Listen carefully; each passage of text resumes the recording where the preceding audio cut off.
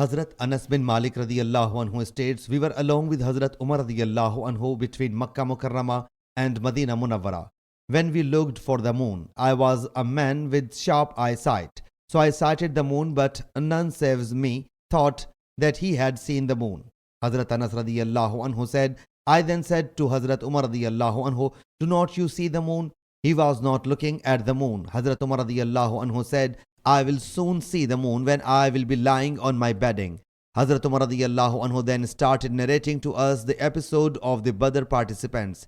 He said Allah's Apostle sallallahu alaihi wasallam showed to us the place where the non-Muslim participants of Badr will have to fall dead one day before the battle of Badr. He sallallahu alaihi wasallam was saying, this is the place where so and so will fall dead tomorrow, if Allah Jalla Jalaluhu pleases. Hazrat Umar radiyallahu anhu said, by him who sent him with truth, they did not overstep the boundary which Allah's Apostle sallallahu alaihi wasallam pointed for them to fall dead. Hazrat Umar radiyallahu anhu said, then they were cast into the well one after another. Allah's Apostle sallallahu alaihi wasallam then went to them and said, O so and so, the son of so and so, O so and so, the son of so and so, have you found the promise true made by Allah Jalla Jalaluhu and His Apostle sallallahu alaihi wasallam?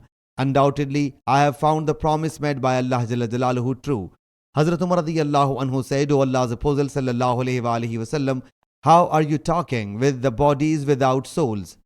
He sallallahu alaihi wasallam whereupon said, you cannot hear better than them what I am saying, but they cannot make me any reply. Sahih Muslim Hadees number 7151.